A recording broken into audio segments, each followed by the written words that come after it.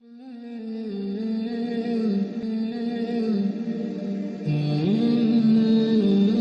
tentang muqaddimah alamah kiamat besar, munculnya Imam Mahdi, dan juga makhluk yang paling jelek yang Allah Subhanahu wa ta'ala ciptakan untuk memfitnah manusia yang kita kenal di dalam Islam sebagai Dajjal.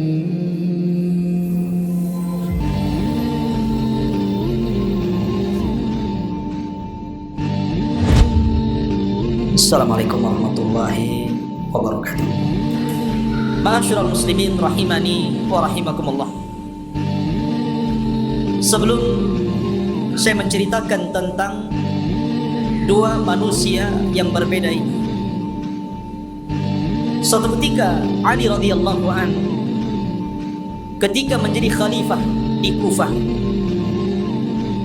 ketika dia berkhutbah, tiba-tiba ada seseorang yang bernama Sa'ad bin Suhan al-Abdi radhiyallahu an bertanya kepada Ali radhiyallahu an. Kata Sa'ad bin Suhan, "Ya Amiral Mu'minin, mata yakhrujad Dajjal?" Wahai Amiral Mu'minin, kira-kira kapan munculnya Dajjal itu? Maka Amirul Mu'minin Ali radhiyallahu an beliau mengatakan, "Wahai Sa'sa,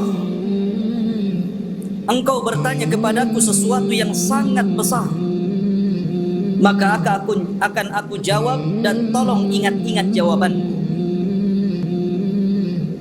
Maka Ali radhiyallahu an mengatakan, "Idza amatan nasu shalawat," apabila manusia sudah mulai meninggalkan salat, "wa adha'ul amanah," apabila manusia sudah melalaikan amanah, "wa kana al-hilmu dha'fa wa dhulmu fakhra," dan ketika sifat lemah lembut sudah melemah di hati manusia, kemudian kezaliman semakin menguat dan menjadi sebuah kebanggaan, maka di situ Dajjal akan keluar. Kemudian kata Ali radhiyallahu anhu, "Wa umara'uhum fajara, wa wuzara'uhum khawana, wa a'wanuhum zalama, wa qurra'uhum fasaqah." Dan ketika para pemimpin yang diangkat adalah pemimpin-pemimpin yang bejat, kemudian para menterinya adalah para pengkhianat-pengkhianat bangsa, dan para pendukungnya adalah orang-orang zalim, dan para ulamanya menjadi ulama-ulama ulama-ulama yang fasik. Maka ketika itu Dajjal akan keluar. Kemudian Ali radhiyallahu melanjutkan, "Wa dhahara al-jawru wa fasaz zina wa dhahara ar-riba wa quti'atil arham." Dan ketika kezaliman dan kelaliman menyeruak di tengah-tengah bumi, kemudian menyebarnya zina, tampaknya riba, dan orang sudah mulai memutuskan silaturrahim, maka itu juga alamat telah dekatnya munculnya Dajjal.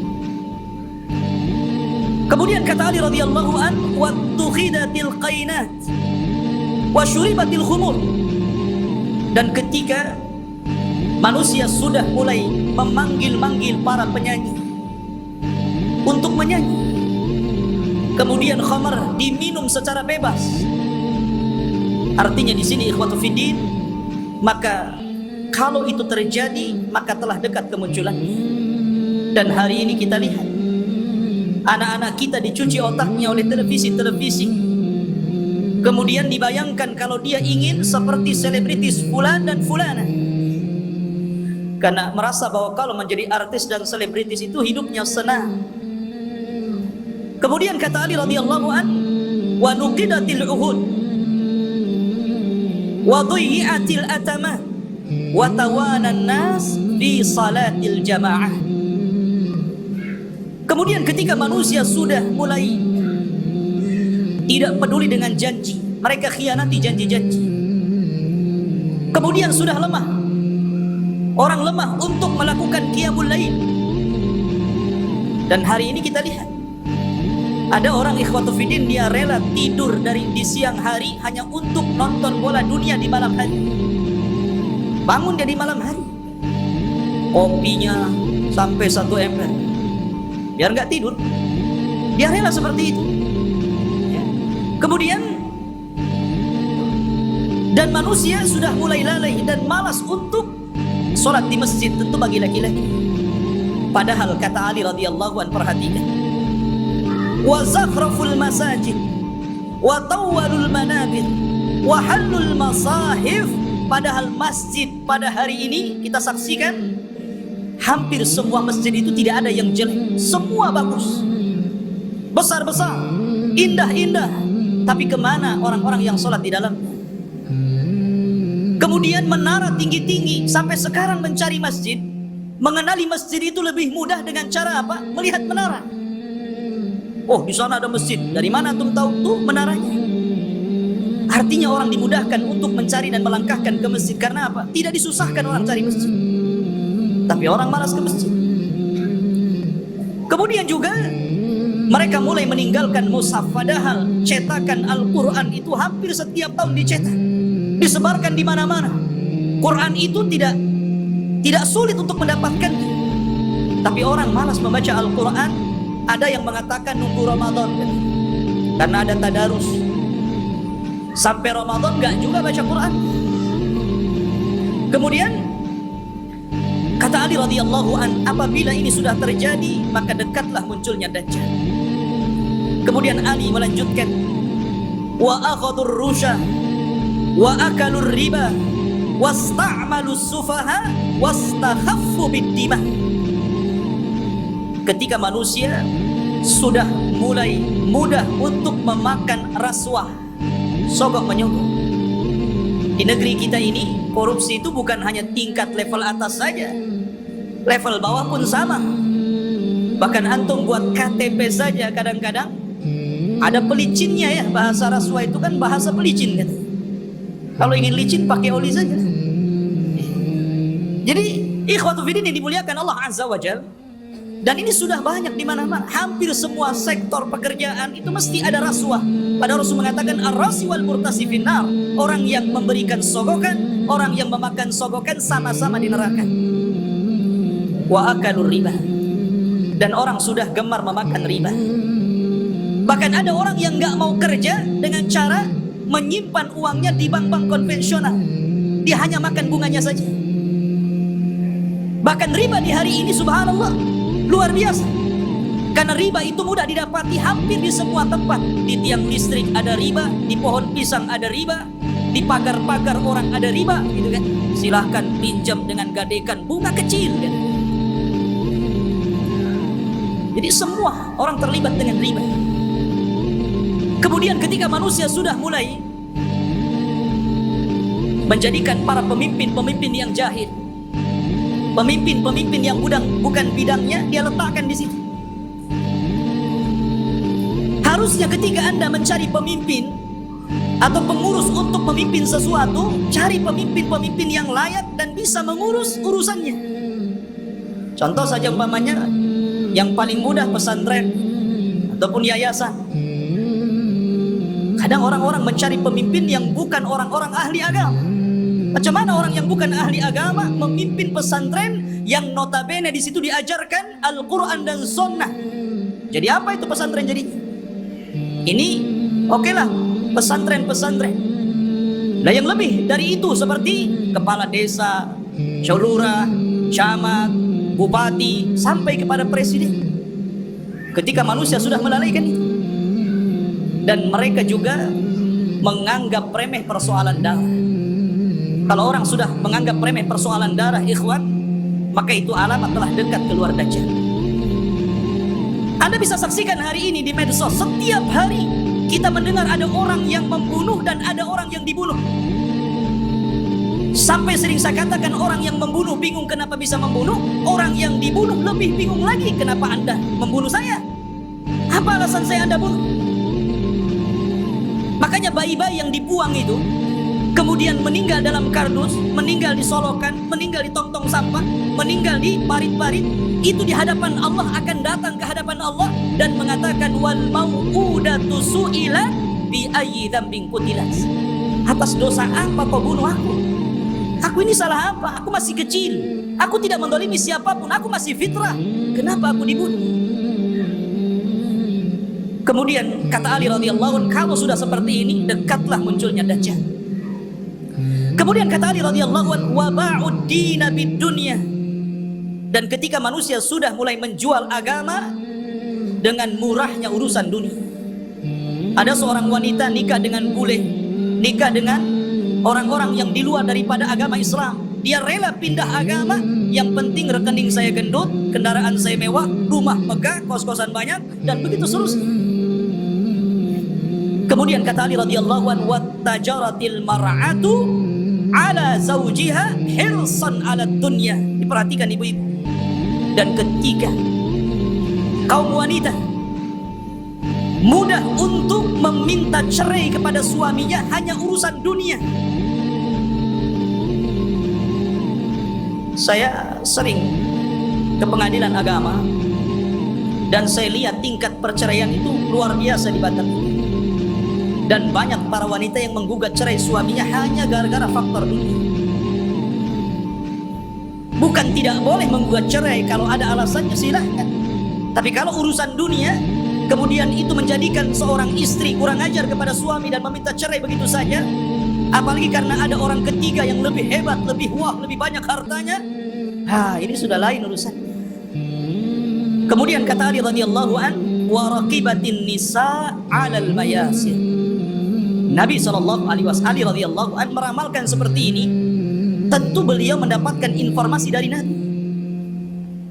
Dan apabila wanita sudah mulai membawa kendaraan sendiri, di zaman Rasul kendaraan pakai kuda, pakai unta, jarang perempuan naik unta kan, paling dibonceng.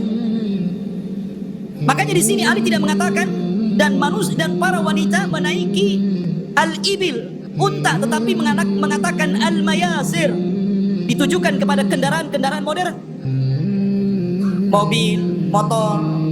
Ya kalau mungkin jaraknya bukan jarak safar, hanya keliling-keliling di Batam, ke pasar. Ini terkadang jarak safar, jarak tempuh yang disunahkan untuk mengkosor dan menjamak sholat pun kita dapati ada perempuan berani loh bawa mobil sendiri. Sudah tidak ada mahram, nekat lagi. Maka ini juga alamat dekatnya munculnya Dajjal. Kemudian kata Ali radhiyallahu wa tashabbahna nisa birrijal wa tashabbahar rijalu bin nisa. Ketika mulai perempuan meniru gaya laki-laki, dan ketika laki-laki sudah memakai atribut-atribut perempuan, maka ini pun telah dekat munculnya Dajjal. Kita saksikan hari ini. Kalau laki-laki cari levis ke pasar, habis tuh diborong perempuan. Kalau laki-laki cari celana jeans gitu kan, habis gak ada, diborong sama mbak-mbak. Akhirnya laki-laki terpaksa beli rok, beli pakaian-pakaian perempuan. Artinya seperti ini kan. Anda bisa bayangkan tuh, pakaian laki-laki tapi pakai jilbab gitu kan. Ketat, pakai lepis, pakai kaos, tapi jilbaban pula dia. Ya. Yang laki-lakinya parah lagi.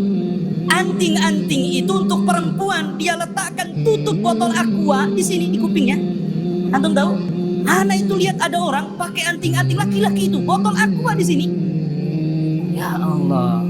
Ini kan atribut perempuan, kenapa pula dipakai laki-laki? Bahkan yang lebih parah, apa yang disebut dengan LGBT itu sudah mulai melembaga loh di negeri kita ini. Mulai melembaga. Bahkan tahun kebelakang itu saya pernah mendengar informasi sampai mereka membuat fikih LGBT. Anda bisa saksikan tuh, fikih LGBT. Bagaimana cara wudunya LGBT, bagaimana cara sholatnya LGBT, bagaimana cara puasa LGBT, dan minta pula kemudian diresmikan supaya majelis ulama itu memberikan muqaddimah. Ini kan sudah gila. Mereka nggak tahu bagaimana hukuman kaum Lut. Tidak ada hukuman yang lebih parah yang Allah kirimkan kepada mereka. Hati-hati. Di Batam aja banyak gitu. Antum kalau keluar ke jalan-jalan, hati-hati kalau ada yang manggil tuh, bang, LGBT. Ma'asyiral muslimin rahimani wa rahimakumullah. Kemudian wa kana as-salamu bainahum 'alal ma'rifah. Ketika antum mengucapkan salam kepada orang yang antum kenal saja, yang antum enggak kenal enggak antum ucapkan salam. Padahal jelas nih yang papasan dengan kita ini pakai songkok, pakai pakaian koko gitu kan, rapi. Kita yakin dia muslim. Ya jalan biasa saja. Paling antum itu mengucapkan salam sama yang antum kenal saja. Kalau nampak ada janggutnya, celananya cingkrang, pakai gamis, assalamualaikum. Nah ini sudah tanda-tanda ini. Kemudian kata Ali radhiyallahu an, wa syahida syahidun min ghairi an yustashhad wa halafa min ghairi an yustahlah. Ketika manusia sudah mulai berani menjadi saksi padahal dia bukan saksi, bersumpah padahal dia tidak diminta sumpah, anda bisa mendapatkan di pengadilan ini. Ada orang yang saksi itu dijual, dibeli. Kamu jadi saksi bayar sekian. Kamu bersumpah saya bayar sekian. Ini banyak sekali yang seperti ini. Saksi jualan. Kemudian kata Ali radhiyallahu an, wa labisu juludad dha'ni ala qulubid di'ab wa kanat qulubuhum amarrun minas sabri wa alsinatuhum ahla minal asri wa sarairuhum antanu minal jiyaf. Dan ketika manusia-manusia sudah memakaikan bulu-bulu kambing, kulit-kulit kambing pada hati-hati serigala, padahal hati mereka adalah hati yang beracun, yang tidak pernah sabar. Padahal mulut mereka hanya manis di bibir, tapi tidak sebagaimana hatinya. Dan kehidupan pribadi mereka lebih busuk dibandingkan bangkai, kata Rasul. Nabi SAW ingin menyindir siapa? Ali radhiyallahu ingin mengisyaratkan kepada manusia siapa? Orang-orang yang hanya menampakkan kebaikan, padahal di belakangnya orang ini buruk. Bahasa kitanya pencitraan saja. Biar orang pengenal saya ini baik, saya ini begini, dan begitu seterusnya. Dan zaman sekarang subhanallah, nyalon RT saja itu janjinya banyak. Baru RT itu, nanti gang ini kita aspal, nanti solokan ini kita perbaiki. Habis jadi RT wassalam. Kemudian wal tumisal fiqhu li ghairi din wa unkiral ma'ruf wa urifal munkar. Dan ketika manusia memberikan kecerdasan mereka bukan kepada urusan agama, ketika itulah maka manusia akan mengingkari yang ma'ruf dan mereka akan cenderung melakukan mungkar. Kan banyak ikhwan, kita sebagai orang tua tentu kita bisa melihat potensi anak saya ini cerdas, hafalannya mudah, ya. Harusnya kalau orang tua sudah tahu anak ini ada bakat kecerdasan, arahkan ke agama. Mumpung mereka masih bisa merekam gitu kan. Kalau sudah tua, susah, ibarat menulis atau mengukir di atas lautan gitu kan, di atas air. Ya nggak mungkin. Tapi kalau mengukir di atas batu sih masih berbekas. Maka dari sini ketika kecerdasan bukan kepada urusan agama, tapi untuk urusan dunia, maka orang pasti akan mengingkari yang ma'ruf dan akan melakukan kemungkaran. Kata Ali, kalau sudah tersusun beberapa masalah ini, maka pasti kedekatan munculnya Dajjal sudah dekat. Fannajatun najah, hati-hati kalian, selamatlah, selamatkan diri kalian dan selamatkan diri kalian. Ikhwatu fillah yang dimuliakan Allah Subhanahu wa taala. Kita tahu bahwa ketika fitnah sudah menyebar di sana dan di sini, apa yang saya katakan tadi, dan hampir semua yang dikatakan Ali radhiyallahu an berlaku. Dan itu kita saksikan bermunculan setiap hari, dan Anda bisa saksikan di medsos-medsos yang kita lihat setiap hari. Apa yang disebutkan Ali itu bermunculan untuk satu-satu. Lah ketika ini sudah terjadi, maka muqaddimah alamat kiamat besar akan muncul. Apa muqaddimah alamat kiamat besar? Khurujul Mahdi, keluarnya Imam Mahdi. Ini yang kita akan bahas. Ma'asyiral muslimin rahimani wa rahimakumullah. Kita tahu bahwa kemunculan Imam Mahdi dan kemunculan Dajjal itu hampir beriringan. Dan Imam Mahdi dulu, baru kemudian Dajjal. Dan Nabi SAW mengatakan Dajjal tidak mungkin keluar kecuali ala khiffatin minad din wa qillatin minal ilm. Dajjal tidak mungkin keluar sampai manusia lemah dalam agama dan sedikit pengetahuan tentang Dajjal.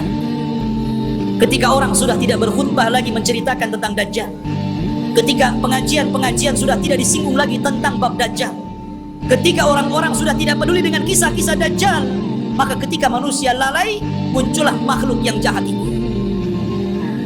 Ma'asyiral muslimin rahimani wa rahimakumullah. Pada minggu yang lalu sedikit saya akan ulas sebelum kemunculan Imam Mahdi. Nabi SAW mengatakan, Imranu Baitil Maqdis kharabu Yathrib.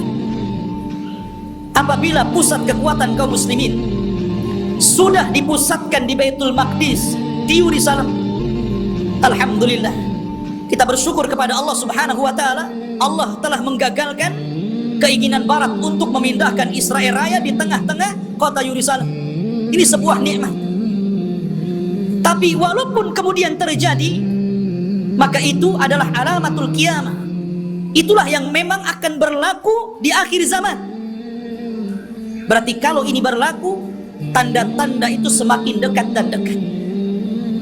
Kata Nabi SAW, apabila seluruh kaum muslimin dari belahan dunia sudah mempusatkan kekuatan mereka di Yerusalem, tepatnya di Baitul Maqdis, kharabu Yathrib. Ketika itu kota Yathrib, kota Madinah dan Mekah akan ditinggalkan manusia. Padahal Mekah dan Madinah itu ketika itu dalam posisi sebaik-baiknya ekonomi, tapi akan ditinggalkan dan akan berhijrah ke Baitul Maqdis. Wa kharabu Yathrib khurujul malhamah. Dan ketika Yathrib roboh, Madinah roboh, kosong, tidak ada orang karena hijrah semua ke Syam, maka ketika itu muncullah malhamatul kubra, perang besar. Malhamah itu diambil dari kata-kata lahmun. Lahmun itu artinya daging. Kenapa kemudian peperangan disangkut pautkan dengan daging? Karena ketika itu peperangan, setelah orang melakukan peperangan dengan alat-alat canggih, maka alat-alat itu kemudian dimusnahkan, maka kembali peperangan menjadi peperangan kembali ke alat-alat tradisional. Boleh jadi mungkin diawali dengan perang nuklir dulu, karena masing-masing negara punya nuklir gitu kan.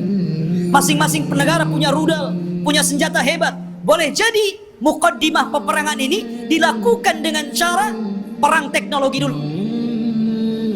Setelah kemudian hancurnya negeri-negeri, senjata pun sudah tidak ada lagi, hanya bangkai-bangkai besi-besi tua. Disitulah kemudian peperangan akan kembali ke perang tradisional. Disinilah pembenaran sabda Nabi SAW, agar anda melatih diri dengan cara berkuda, dengan cara menombak, dengan cara memanah, dengan cara berpedang, karena perang akan kembali ke zaman itu. Ma'asyiral muslimin, kemudian wa khurujul malhamah. Apabila telah nampak malhamah, orang berperang dengan pedang sehingga daging tercabik-cabik dan melayang kemana-mana, darah muncrat kemana-mana, ketika terjadi malhamatul kubra, atau dalam bahasa barat Armageddon gitu kan, dalam masalah bahasa kita malhamatul kubra, maka ketika itu kaum muslimin menguasai Konstantinia. Apa Konstantinia? Konstantinia adalah Konstantinopel, akan dikuasai. Di mana Konstantinopel itu? Di Turki sana. Jadi kaum muslimin akan menguasai sampai ke sana. Wa fathul Konstantinia. Dan ketika Konstantinia dikuasai kaum muslimin, bangsa Rom sampai ke Italia, sampai ke ibu kota Italia, kaum muslimin sampai ke sana, bergerak sampai ke arah Eropa sana. Maka disitulah kata Nabi SAW, wa fathul Konstantinia khurujud Dajjal. Ketika kaum muslimin memenangkan perang besar, perang Konstantinia, maka ketika itu munculnya Dajjal. Ma'asyiral muslimin rahimani wa rahimakumullah. Kita tahu bahwa pusat kekuatan kaum muslimin, saya katakan, kelak akan berada di Palestina, tepatnya di Yerusalem, Baitul Maqdis. Semua kaum muslimin, tentara-tentaranya dari berbagai macam negara akan bergabung di situ. Maka disitulah ikhwatu fiddin, barat ini punya kepentingan. Mereka hendak menghancurkan bangsa-bangsa yang menurut mereka itu sangat kuat dan tidak bisa dikalahkan oleh sendiri. Maka akhirnya mereka melakukan perdamaian bersama kaum muslimin untuk sama-sama menyerang bangsa-bangsa yang menurut orang-orang Romawi itu sangat berbahaya bagi mereka dan juga kaum muslimin. Maka berdamailah ketika itu kaum muslimin dengan orang-orang Barat. Dan hari ini juga berdamai, ya kan? Kita tahu Liga Arab, mereka ada hubungan dengan Barat, entah secara ekonomi, politik atau yang lain. Itu namanya perdamaian juga. Tapi di akhir zaman, yang namanya perdamaian itu tentu setelah adanya peperangan. Kalau tidak ada peperangan mau damai apa? Perang dulu baru damai. Ya. Makanya Nabi SAW mengatakan, tastalihuna antum warrum sulhan aminah. Kalian kaum muslimin di akhir zaman akan berdamai dengan orang-orang Nasrani, orang-orang Romawi. Dan ketika itu orang-orang Romawi aktsarun nas, orang yang paling banyak pasukannya. Mereka tuh banyak sekali. Cuman masalahnya, kalau memang orang-orang Nasrani itu mereka kuat, kenapa tidak langsung menyerang kaum muslimin? Karena kaum muslimin itu walaupun sedikit ditakuti oleh orang-orang kafir. Lihat di zaman Rasul, perang Badar 300 melawan 1300 menang. Lihat perang Mu'tah. Antum tahu perang Mu'tah? Perang Mu'tah itu perang di mana kaum muslimin berhasil memerangi orang-orang Romawi. Nabi menulis surat kepada Raja Romawi. Suratnya itu dirobek, utusannya dibunuh. Marah orang-orang Romawi ini, akhirnya menyiapkan pasukan bergerak untuk menyerang Nabi. Kata Nabi, kalau mereka menyerang kita di Madinah, maka akan banyak terbunuh, laki-laki, perempuan, anak-anak, kakek-kakek. Ini tidak adil. Kita siapkan pasukan, kemudian kita sambut mereka. Akhirnya Nabi SAW mempersiapkan pasukan. Kata Nabi, wahai Zaid, peganglah bendera. Kalau kau mati, ganti dengan Ja'far. Kalau Ja'far mati, ganti dengan Abdullah ibn Rawahah. Berangkat. Dan di antara pasukan ada Khalid ibn Walid, tapi tidak dijadikan pemimpin karena baru masuk Islam. Berangkat mereka ke Mu'tah. Ketika melihat jumlah mereka berlipat-lipat banyaknya dengan kaum muslimin, wajar manusia. Zaid mengatakan, apakah kita perlu pulang ke Madinah memberitahu Rasul? Atau bagaimana? Nggak imbang di pasukan Romawi banyak sekali, sementara pasukan kita sangat sedikit sekali. Tetapi karena mereka sudah kadang keluar membawa pasukan besar, sementara pasukan Romawi lebih besar daripada itu, akhirnya Allah takdirkan mereka pun melakukan peperangan. Subhanallah, di awal peperangan Zaid meninggal dunia. Kemudian bendera ditangkap oleh Ja'far. Ja'far meninggal dunia, terputus seluruh anggota badannya, termasuk dua tangannya terputus. Dia pegang bendera, diputus ininya, dipegang kirinya, diputus ininya, dipegang dadanya, dibelah akhirnya. Nabi berada di Madinah, tahu tuh karena wahyu. Kata Nabi, semoga kedua tangan Ja'far digantikan kedua sayap di sorga dan dia bisa terbang sesukanya. Ja'far meninggal dunia, dipegang Abdullah ibn Rawahah. Abdullah ibn Rawahah meninggal dunia, bingung kaum muslimin. Ini tidak ada lagi pemimpin pasukan. Maka mereka melirik kepada Khalid ibn Walid. Akhirnya dipegang dialah. Dia punya strategis perang yang luar biasa. Pasukan yang ribuan itu bisa dikalahkan oleh strategis Khalid ibn Walid. Sampai ada seorang Romawi bertanya kunci kemenangan kepada Khalid. Khalid, bagaimana engkau bisa memenangkan peperangan ini sementara jumlah kalian kecil dan jumlah kami besar? Kemudian Khalid memberikan kuncinya. Kata Khalid, nahnu qaumun nuhibbul maut kama tuhibbul haya. Kami kaum yang cinta kematian sebagaimana kalian cinta kehidupan. Berani mati, itulah kuncinya. Ya.